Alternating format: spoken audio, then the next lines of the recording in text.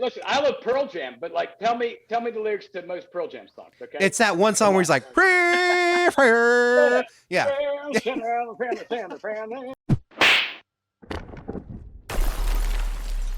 A lot's happened since yesterday. We have fucking returned to A Lot's Happened Since Yesterday. And my friends, I am excited to once again talk to our next guest. My name is Cody Walker. My name is Ralph Busso, and our guest today is Vic Ritchie from the band Any Given Sin. And if you have not listened to their music, you are missing out on some quality hard rock. It's badass, dude. These guys are serious contenders for the title. Vic, my brother, how have you been? How are you doing? I'm doing great, guys. It's good to be here again. Always enjoy talking to you guys. Hell yeah, I'm brother. ready to get into it. Hell yes. Okay, I'm going to get right off started because the last time we spoke to you, you had mentioned this, and now you're back. Steel Panther, you guys just got off the fucking road. How'd it go? Great, man. I love touring with those guys. They're really awesome dudes. Yeah, they gave us a lot of advice, a lot of mentorship, and we had just good times. And what I loved about their tour is like it's just about having fun and making the crowd have fun. And it was just really low stress, kind of just enjoy yourself. You know what I mean? So yeah, it was great. Dude, I gotta ask you, how do you deal with the fans, like the hardcore fans? Because I know you get that. I know you have to. I on a side note, on a personal level, front man to front man, let me know how you deal with it, because I know you guys are, all over the radio. So I know you guys are getting and you guys are doing tours and stuff like that. So I know you guys have some fans that are like way out there, you know what I mean? And I love them. Don't get me wrong. I'm with them well, too. we all love them, but we all know who they are too. And everybody back there who's watching, you know who you are. Don't fret. Absolutely. Yeah. So how do you deal with that, brother? How do you deal with the social media and all that other stuff? So me personally, I've never been that big of a social media guy. Like, to each their own. Just me. It's hard for me to do. I like to be in front of somebody. You know what I mean? Like nothing. One of my favorite things to do is to talk to people after a show. Like I really like doing that. And you might get people like you're talking about, but I'm always reminded of the 80-20 rule. Like 20% of your clientele brings you 80% of your business.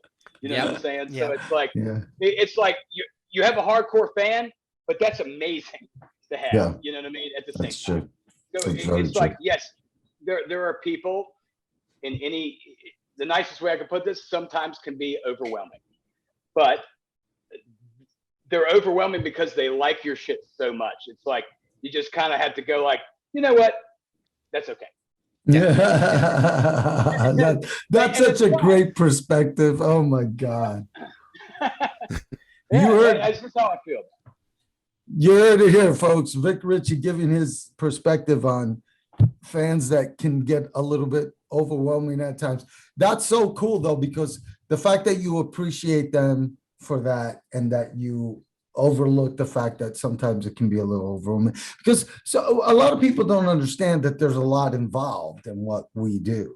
You know what I mean? You got to prep for the show. You got to be ready. You got to be on point. Maybe you're not feeling good that night, and you got to figure out a way to step it up and go and put on a performance that people are going to remember. And there's just a lot of pressure in the industry, a lot of pressure in the business. And Vic knows this more than most people, and he's very honest about it. And that's why I love having Vic on the show, not just because I admire him as a performer, but also because he's so honest. And that's cool, dude. That's got to be refreshing to your fans. I think so. I think when you're talking to them after a show, I think they're probably like, man, this guy's the coolest fucking dude. You know what I mean? And I hope so. Yeah. I believe that. I believe that for sure. I feel that way, at least, you know what I mean? So I think other people feel that way as well. And that's very cool, dude. I think that says a lot about where you guys are going. I think you guys are going straight up to the top. Hell yes, dude. So hell yes. Well, when you guys get done with the show, like, do you do you guys set like an allotted time for like meet and greets, or do you just say fuck it and just go hang out and party when you're done? And That's a good. I mean, That's a good question.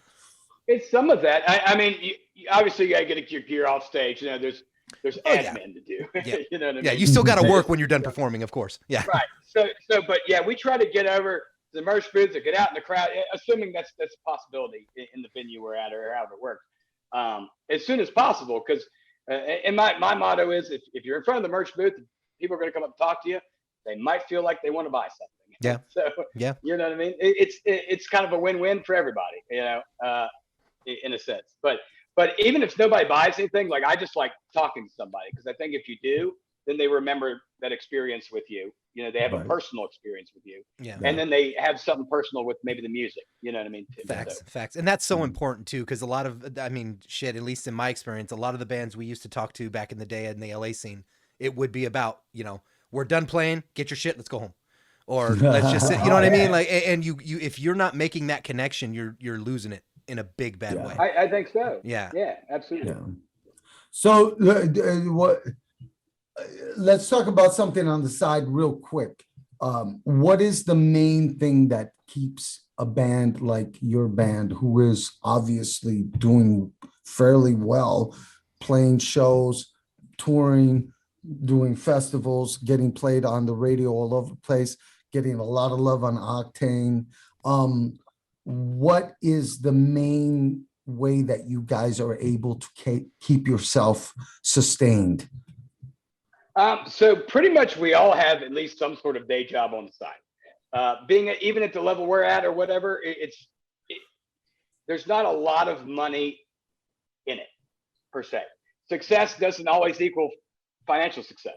You know what I mean? Like this is a business like any other business.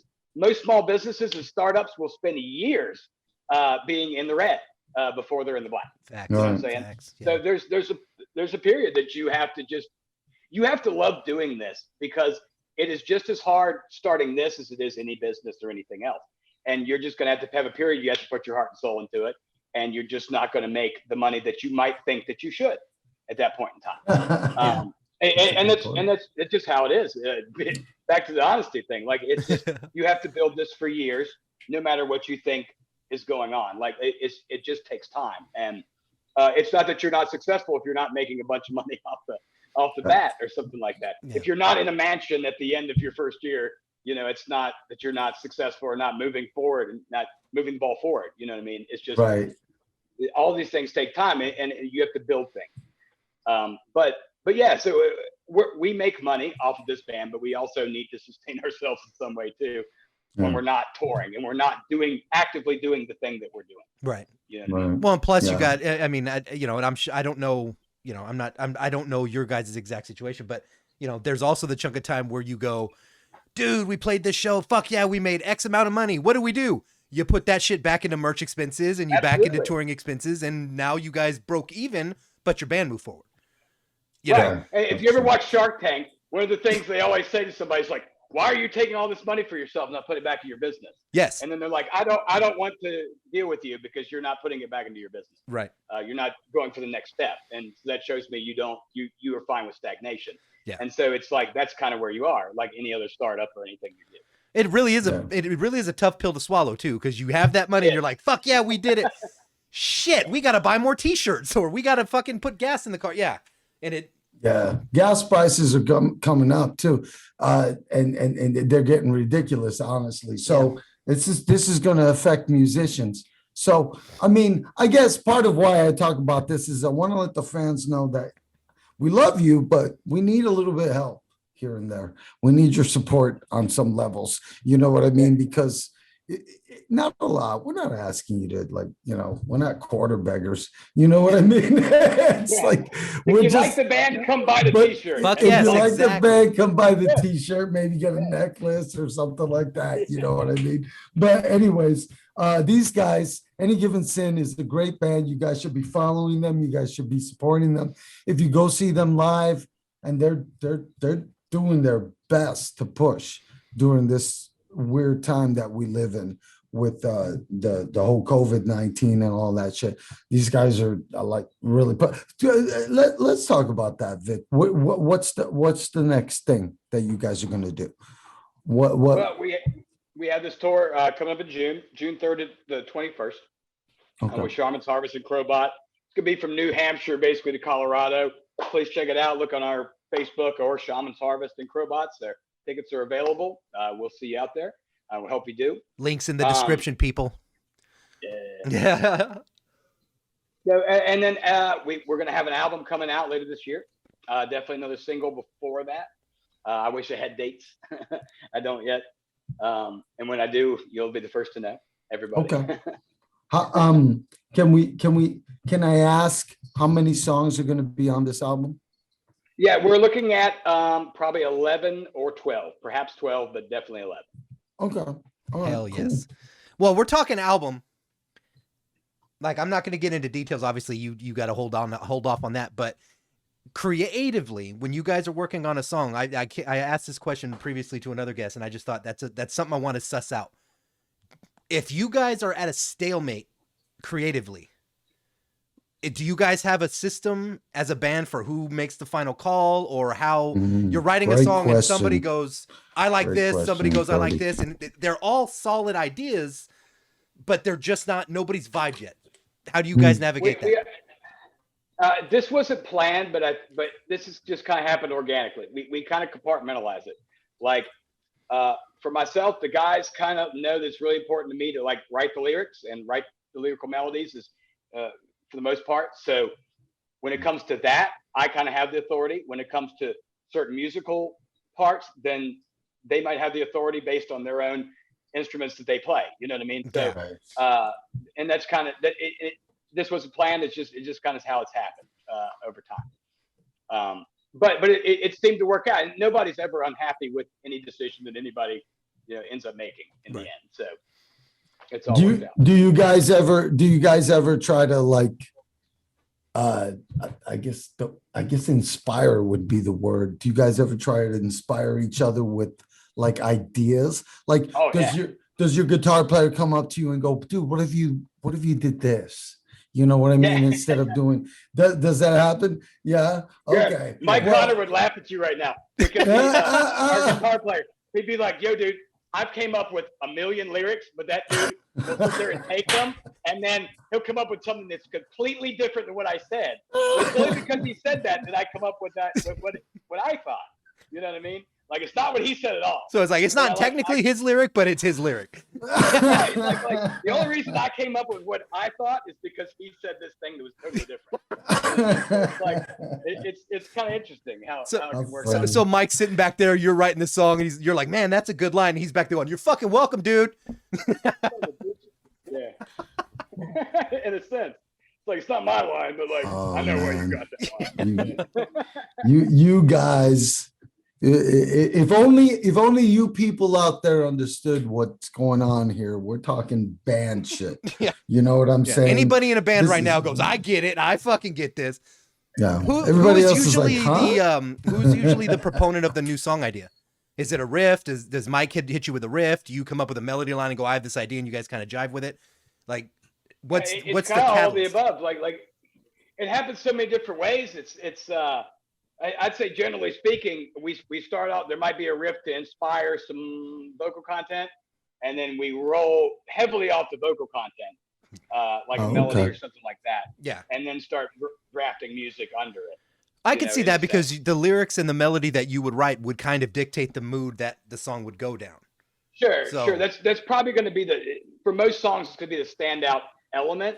You know what I mean? For the most part. Yeah. That's not every song. Some songs aren't vocally driven; they're more musically driven. That's fine too. But I'd say generally speaking, yeah. Is there a plan? Is there a plan, Vic, for a single? Do you already have one picked out? I mean, I have one picked out. Will that be the one we end up doing? That's kind of a group decision. Okay. We all have kind of our favorites, but I think it revolves around two right now. At least within the band and our producer. So, of which one that might be. Do you mind if I ask you who you guys worked with production? Oh yeah, wise? yeah. We've been working pretty much this whole album, with the exception of our very first single, which was Dynamite, which we worked with Trevor Kustiak. But this has all been done with Chris Dawson Okay. at Aphotic Studios. So you guys are still working with Chris. Okay, cool. Very cool. Chris, and can you And Jimmy Beatty. Yeah. can you share with our I don't know if I'm sure you have a few suggestions, but can you share with our audience who he works with? Chris Dawson? Yeah, sure. So Chris was in a band called Seasons After, if you guys remember. Their big hit was when, especially was their rendition of Cry Little Sister. Oh yeah, Okay, yeah. I got you. remember Yeah, that. Yeah. Mm-hmm. Yep. So that was Chris's band. He also works with, as part of that production team, is Chris and Jimmy Beatty. He was also in Seasons After. They were both the guitar players. They did a lot of the writing for Seasons After, but they also have worked. They work with us. They work with Saul. They work with a band called Etched in Embers. I think that would be his most notable groups at this point. But he is extremely talented. We are very lucky to have him. I feel like we got in the ground level with a producer that's going to be in hard rock and rock music for a very long time. So I feel very fortunate to be with him. Yeah. And you guys are bandmates, buddies with Saul, right? Yeah. Yeah. Okay. Absolutely, Cool. yeah. They've got some cool music, man. Yeah, right on, dude. So Chris does some good stuff, and I've talked to Chris in the past. He's a very cool dude. So Yes. that's very cool. I just wanted to know who produced your new record. And I wanted to get like a little one of those things where it's like a spoiler alert, kind of thing. What your favorite song is on the record? Dude. Do you mind? We can edit We're gonna this pick your out brain if you now. You want, done fucked bro. up. We can edit this out if you want, but I want to hear the name out of your mouth of the song that you think should be the first single. Can you do that for me, please, bro? So me personally, if it doesn't end with the single, you have to wait for the album. But me personally, it's probably going to be a song called "The War Within." Is The what the song title is. The War That's Within. just for me. That's so cool. That's so And cool. just before we move forward, you're allowed to say it. Like, I can keep that in. You don't want me to edit that out. Oh, I don't care. It's Okay, just a song fuck yeah. I title. just wanted to make That's so sure that it cool, wasn't dude. like a. I That's don't like, think I'll get in any trouble. for Okay, that. cool. Yeah. okay, cool. That's awesome because this is awesome for us, for our content, dude. Yeah, We get to say. But not gonna dude, lie, The it's War awesome for Within. me. I'm fucking like I'm legitimately a fucking fan of Any Given Sin. So I'm just like, Yeah. fuck yeah, War Within. Fuck yeah, dude. So am I, dude. The War Within. We're gonna put, you know what I mean? If you don't mind, we're gonna leak that out there. We're not leaking the song, we're just leaking the name. Yeah. Yeah. And that's the one that Vic wants to be the first single. So that's really cool. Yeah, my opinion on it. Overall, I'm trying to think in comparison to like, I don't know, like Insidious. Is the new material heavier? Heavier. It's heavier. Heavier. Is it heavier? Yeah. Okay. It's heavier. It's heavier. It's kind of like not to give too much away before the movie comes out, something. Yeah, don't. The Yeah, movie no. comes out.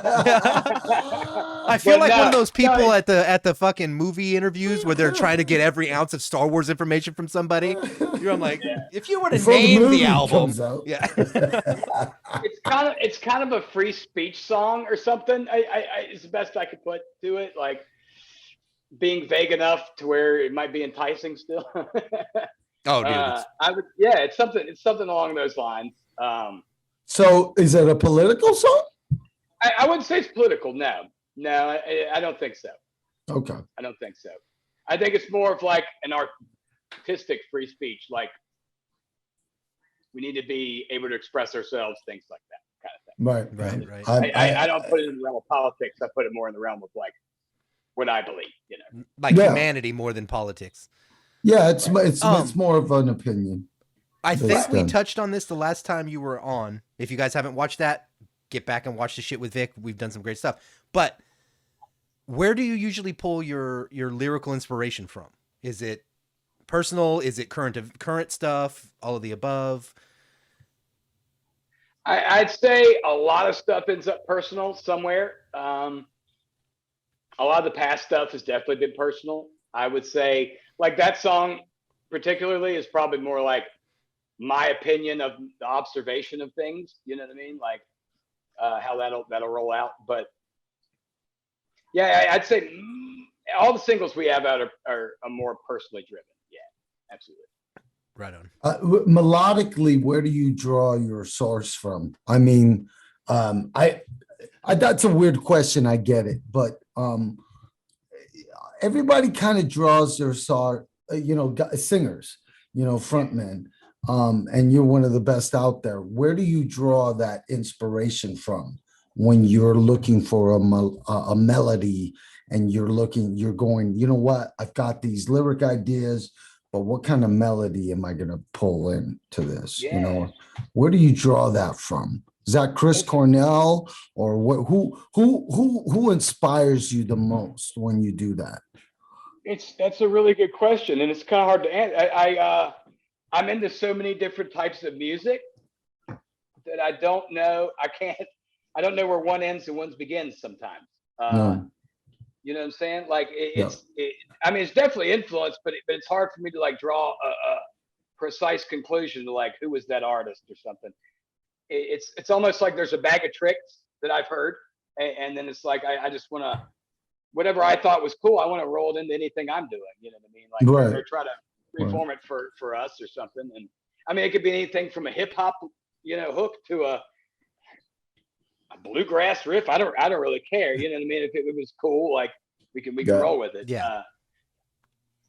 Well, I wish I had a better answer. Well, okay. Well, how about this one then? Does the melody dictate the lyrics, or does the lyrics dictate the melody? I think. All right. So this is a debate that I've had with Chris Dawson many times. we don't disagree. We don't disagree per se, but it's just a discussion we have. Which is more important, lyric or melody? And melody hits you before the lyrics. You know the melody before you know the lyrics. Sure. So true. Yeah. Is it more important? Maybe not, but it is the first thing, is the first impression. That's the right. thing that is going to happen first. Right. So to me, it's like you can have a good melody and hook somebody, and then if you have bad lyrics, then they'll realize it eventually. You know what I mean? You need both. Dude, it's funny. Just like you said though, what's the Blues Traveler song? That Blues Traveler song hook. Yeah, he does it. If you listen to those, it's one of the most brilliant songs because he says fucking nothing. He doesn't say anything. He literally tells you. It doesn't matter what I say. And listen, I love Pearl Jam, but like, tell me the lyrics to most Pearl Jam songs, okay? It's that one song where he's like, yeah. Red Hot Chili Peppers. Oh, God. I love those guys, but you got to admit, man, there's some of the lyrics are like sketchy to say the least. Yeah. It's like, did you even actually write something, or are you just scatting around? Well, for you personally, Vic, if you're writing a song, like when you wrote The War Within, did you have the melody line first, or did you write the lyrics down and go, okay, I need to fit these lyrics into it? Or do they kind of come hand in hand? Yeah. No, I do it 9 times out of 10. I'll do it the opposite. It will be a melody first, and then lyrics get fit to the melody. No, okay. That makes sense. Personally. Yeah, that makes sense. That to me seems like more the logical flow. You find what fits the song, and then you just kind of hum to it and put shit to it as you go. Right. Yeah. And then whatever the music ends up kind of metamorphosing to be is what the lyrics end up needing to talk about. You know what I mean? Like, what's the feel that you're getting? And then we need to make sure that the lyrics line up with that feel. You know what I mean? So that is such a great point, Vic. I mean, I can't say it enough. That is a great point, because if the song has a certain feel to it already, and you've come up with a vocal melody, you're just humming it, whatever it is, you know what I mean? But once you go, okay, this is the feel of the song, this is what I'm going to express. And as a lyricist, I have a lot of respect, dude, because, I'm a lyricist as well. So I understand. I know good lyricists when I hear them, and you're one of the best. So that's cool, brother. I mean, it's great to get your perspective on how you write And that's awesome. People, listen up.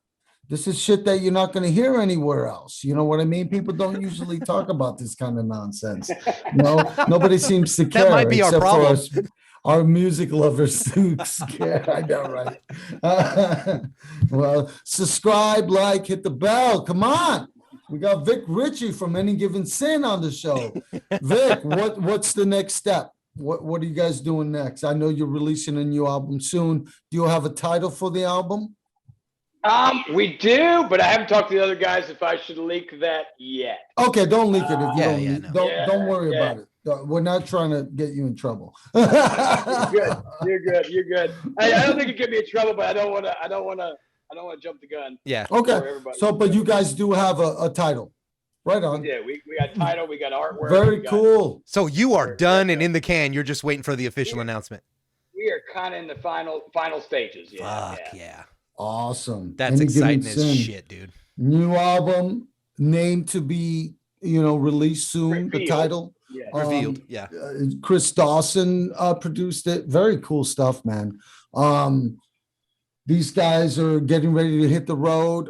Remind us again, Vic, who you're hitting the road with, so we can get everybody excited about that. Absolutely. So we'll be out. This is just a short run, June 3rd to June 21st. Please look it up, but we'll be out with Shaman's Harvest and Crobot. Shaman's Harvest. Those guys Very are badass. cool. And you guys are playing. You're playing Crobot. Colorado, dude. You're getting closer. We're getting You hit fucking Arizona or someplace around there. I am there. we're moving, man. We're moving. You all need to come out closer to California. We'll be there. Yeah, man. fuck Yeah, yes. I'm down, bro. I like the whiskey, man. I'll be out to whiskey whenever we get a chance. Hell yeah, dude. Hell yeah. Have you ever played more than any Fucking other California, like the I've Hollywood done- Strip? I've done, like, we did San Diego House of Blues. We did down in Rochester, and I'm going to forget the name of the Civic Center right now. Yeah. How was your experience at the House of Blues? I dug it. I dug that House of Blues. It was a smaller one there in San Diego. Like, at least the main stage hall was a little smaller, but it was a cool joint. I think we went there in like the winter time, East Coast. So like, it was fantastic to have like 75-degree weather and, Yeah, at that point. But, that's cool.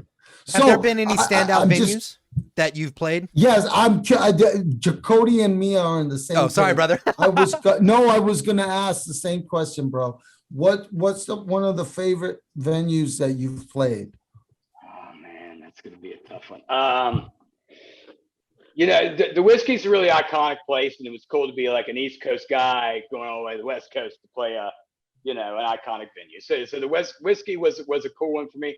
Honestly, like I really, really, really like the Machine Shop a lot. I really like Where's that? venue. I love the sound. This is in Flint, Michigan. Okay. Oh, okay. So huge hard rock fans there. This may be the only. I'm not gonna say it's the only one in Flint, Michigan, but it's another iconic place, at least Midwest. As far as you look at a venue, the crowds are really, really awesome. I don't know. It's like a little diamond in the rough. You know what I mean? Like, I just really like the venue. It's just a cool experience. People were really nice, really cordial. I don't know. I don't know what it is about it, but I dug it a lot. But dude, certain venues do hold kind of a vibe to it, like that. There's an aura to them that some of them you walk in, you're like, okay, it's a club, and some you walk in and there's just something about them that just kind of makes you take a step back, and go, fuck yeah. I get that with the Whiskey. Like we played Kane's Ballroom, right, in Tulsa, Oklahoma. Every major country music star from the 1920s to the current time has played there. So you get to it's hard to pick. So like this one has so much history, and this one was a really cool show that I got to do. And like it's hard to choose. Yeah. Well, I got two last questions for you, Vic. One, is there any turn-ons or turn-offs when it comes to venues that you play? Like, you're getting ready to perform and you want to put on a good show for your fans. Are there any turn-ons and turn-offs that you can talk about? like something that immediately turns you on and goes, yeah, this is going to be a great show, or a turn off where you're like, oh, fuck, this is going to be a tough one. You know what I mean? Well, when you get in any venue and you see what the size of the stage is, that could be a turn on or turn off pretty much immediately. You know what I mean? Like, what kind of room do I have? How can we do the stage production? Do we have enough room to do what we want to do? Like, headbang like crazy and run across the stage. Do I have that? Yeah. Right. So like, if I know I'm going to have a tiny stage, it's not a turn off, but it just, I know that it won't be as cool as it could have been. You know what I mean? Yeah. So I honestly turn off or turn on. A turn on would be, I get into a venue, and if we're using a house sound guy, that dude's chatty and he's talking. He's like, "What do you need? What do you want? What do you want?" How do you like it? You know what I mean? Like, I'm like, "Yeah, all right, this is gonna go fine." All right, you know. Yeah. So I think that matters. I think like the enthusiasm of the staff at hand, kind of like. That's so Hell true. yes. Yeah. That's true. The guy's back there smoking a cigarette and coughing his brains out. You know, I'm deaf in one ear, bro. You know, it's like, oh shit. Anyways, no, that's so cool to get that. Ladies and gentlemen, Vic Ritchie giving us some honest answers to some questions that don't normally get asked. Any Given Sin, check them out. They got a new album coming soon. They're going on tour very soon. And what dates are those again, bro? It's June 3rd to the 21st. Okay, June 3rd to the 21st. Make sure you catch these guys. What area are you guys going to be touring in? So we're kind of going to be more northern U.S., kind of New Hampshire, coming across all the way down to Colorado. Okay, cool. Very cool. Very cool. Anything you want to plug, brother? Go for it. Yeah, definitely check out the tour. Definitely keep in touch with our socials and any other things related to Any Given Sin. We're going to be putting out an album soon, a new single, so we don't want you to miss it. Ladies and gentlemen, Vic Ritchie, go support Any Given Sin. God damn, these boys deserve it. They're going to take it, like Ralph said, all the way to the fucking top. They got the goods. They're the real fucking deal. New album coming soon. Make sure you check them out. Links are in the description. Go get them. Until next time, thank you for joining us. We love every single one of your goddamn faces. Keep coming back for good content. We're going to do some reactions with Vic as well, so make sure you go check those out. Go check out the other interviews with Vic. We've done a lot of shit with Vic. He's a brother. Until Make next sure time. you check out Any Given Sin, guys. Sin. If you're not checking them out, you're stupid. You've got to listen to the music. You're going to be hooked immediately. I promise you. Become a sinner for the love of God. I am a sinner myself. Hell yes. Until next time. Horns up. Take care of each other. Take care of yourselves. Be good humans. Always fucking forward. Peace.